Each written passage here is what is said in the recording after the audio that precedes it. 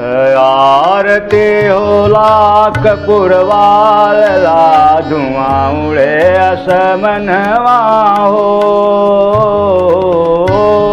आरती होला कपूर वाला धुआं उड़े असमनवा हो।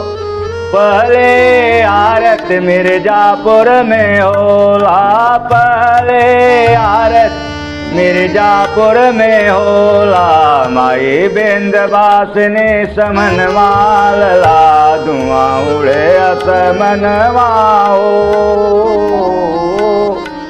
आरती होला कपूर वाला धुआं उड़े असमनवा हो। दूसरे आरती बनारस में होला, बनारस में होला।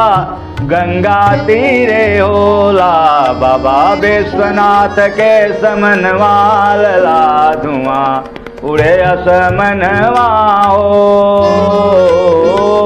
आरती होला कपूर वाला धुआं उड़े असमनवा हो।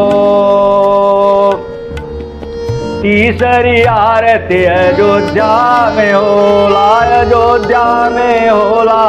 सरजू तीरे होला बाबा दशरथ के भवनवा लला धुआं उड़े असमनवा हो।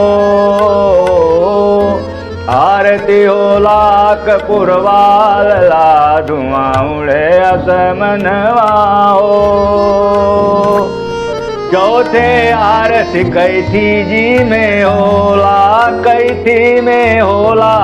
गंगा तेरे होला बाबा मारकंडे समनवा लला धुआं उड़े असमनवा हो।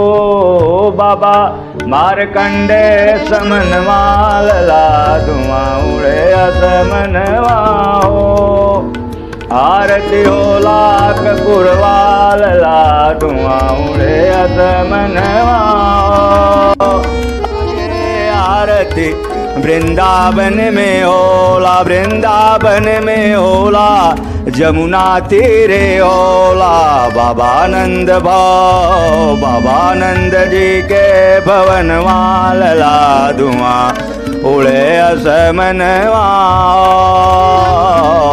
बाबा नंद जी के भवन वाला धुआं उड़े असमनवा। आरती होला कपूर वाला धुआं उड़े असमनवा। आरती होला कपूर वाला धुआं उड़े असमनवा हो। धुआं उड़े असमनवा।